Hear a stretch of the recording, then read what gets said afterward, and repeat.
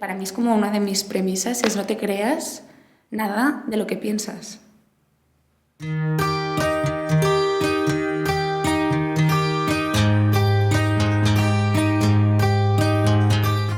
buscaba respuestas, yo buscaba encontrarme a mí misma sin saber qué me estaba buscando. Estaba muy en mi zona de confort, en esa zona en la que uno está como súper cómodo y que nada maravilloso pasa, es como que vas haciendo pim pam, tu rutina, día a día. Llegó a mi vida el coaching y dije, voy a estudiar a ver qué sale de aquí.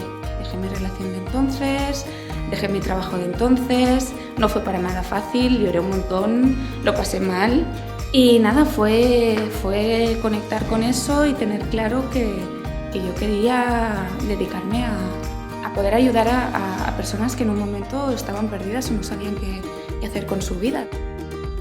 El coaching es una pura herramienta. Se trabaja mucho acercarte a lo que quieres, descubrir qué es lo que quieres también y descubrir lo que quieres tú, no lo que quieren los otros por ti.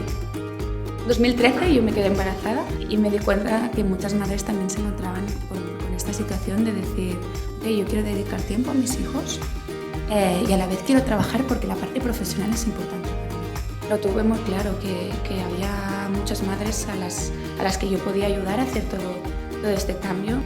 Momspace nace de la necesidad de madres de sentirse acompañadas, madres que se han dado cuenta que con la maternidad no se les valora igual profesionalmente, madres que ahora buscan expresar su vida profesional de una manera distinta y quieren estar a la vez con sus hijos. Creo sinceramente que si yo no hubiera pasado por todo el proceso de autoconocimiento mío, yo no podría estar trabajando con otras personas. Demostrarle a tu cerebro, mandarle mensajes a tu cerebro que hay cosas que tú crees que son imposibles, pero que en realidad son posibles.